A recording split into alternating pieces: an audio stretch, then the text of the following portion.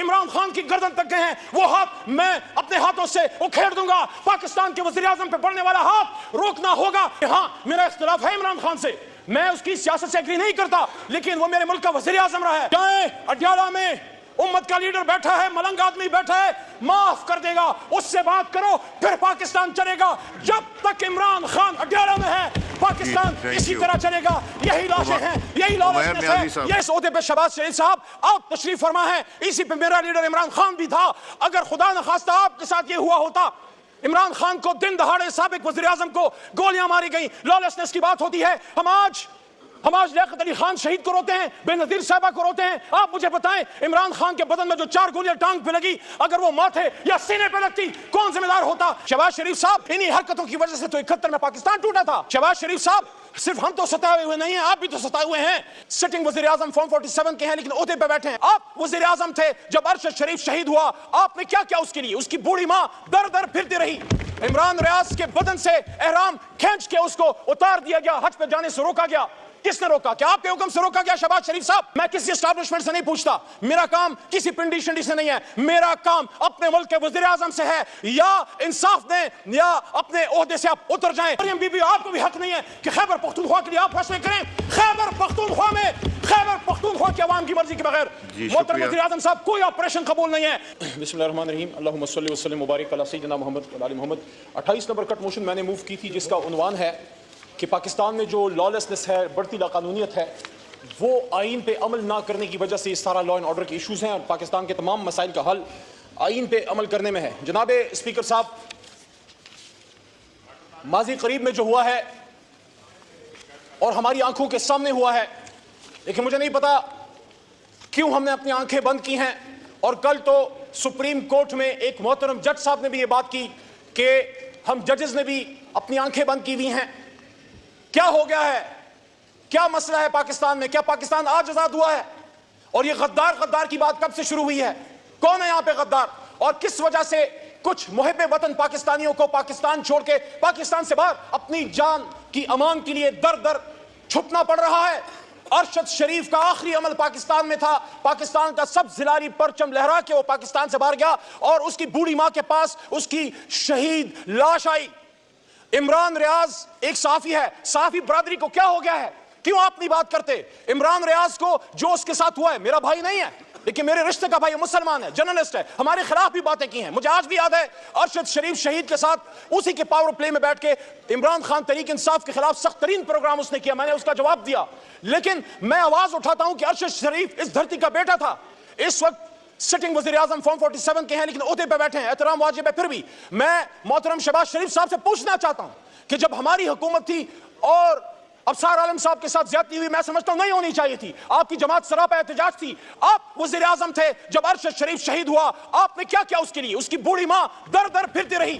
عمران ریاض کے بدن سے احرام کھینچ کے اس کو اتار دیا گیا، حج پہ جانے سے روکا گیا۔ کس نے روکا؟ کیا آپ کے حکم سے روکا گیا؟ شہباز شریف صاحب اگر آپ نے نہیں روکا تو آپ وزیر اعظم ہیں، میں کسی اسٹیبلشمنٹ سے نہیں پوچھتا، میرا کام کسی پنڈی شنڈی سے نہیں ہے، میرا کام اپنے ملک کے وزیر اعظم سے ہے۔ یا انصاف دیں یا اپنے عہدے سے آپ اتر جائیں۔ اگر ہم نے نہیں کیا ہمیں بھی حق نہیں تھا، اگر آپ نہیں کر سکتے آپ کو بھی حق نہیں ہے، کیونکہ قرآن میں اللہ کہتا ہے، مفہوم ہے کہ آپ جب لوگوں کو اللہ کی مساجد میں جانے سے روکتے ہیں آپ پہ اللہ کا غصہ آتا ہے۔ عمران ریاض کے ساتھ جو ہوا میں حیران ہوں، اسلامک تاریخ میں اس کی مثال شاید نہیں ملتی کہ ایک شخص حج پہ جا رہا ہے، کیا کر لیتا وہ؟ صابر شاکر کو دیکھیں، آج میں نے سنا کہ کچھ پاکستانیوں کے آپ شناختی کارڈ بند کر رہے ہیں، ختم کر رہے ہیں، ان میں سے بہت سے لوگ جو پاکستان سے باہر بیٹھے ہیں میرے خلاف باقاعدہ ویلاگز کرتے ہیں، میں نہیں جانتا ان کو ذاتی طور پہ، لیکن ایک پاکستانی سے اس کی شناخت آپ کیسے چھین سکتے ہیں؟ انہی حرکتوں کی وجہ سے تو 71 میں پاکستان ٹوٹا تھا۔ اس لیے عمران خان آپ کو کہتے ہیں کہ آپ پڑھو حمود الرحمان کمیشن، وہ غلطیاں نہ دہرائیں جس کی وجہ سے ایک سیاستدان پہ تو ادھر ہم ادھر تم کا نعرہ اور اس پہ داغ لگا دیا، لیکن اس شخص سے نہیں پوچھا جس کے نیچے ملک 2 ٹکڑے ہوا تھا۔ کیوں جنرل یحییٰ سے سوال نہیں ہو سکتا؟ بھٹو تو پھانسی چڑھ گیا، ان سے کون پوچھے گا؟ آپ بھی تو ستائے ہوئے ہیں شہباز شریف صاحب، صرف ہم تو ستائے ہوئے نہیں ہیں، آپ بھی تو ستائے ہوئے ہیں۔ جہاں جرنلزم کی آج شہباز صاحب یہ حالت ہے، وہاں آپ کی اور ہمارے پولیٹیکل ورکرز کی کیا حالت ہے؟ اسی ایوان کا ایک سابق وزیر اعظم، پچھلی سپیچ بھی میں نے کہا، جس عہدے پہ شہباز صاحب آپ آخری 2 منٹ، جس عہدے پہ شہباز شریف صاحب آپ تشریف فرما ہے، اسی پہ میرا لیڈر عمران خان بھی تھا۔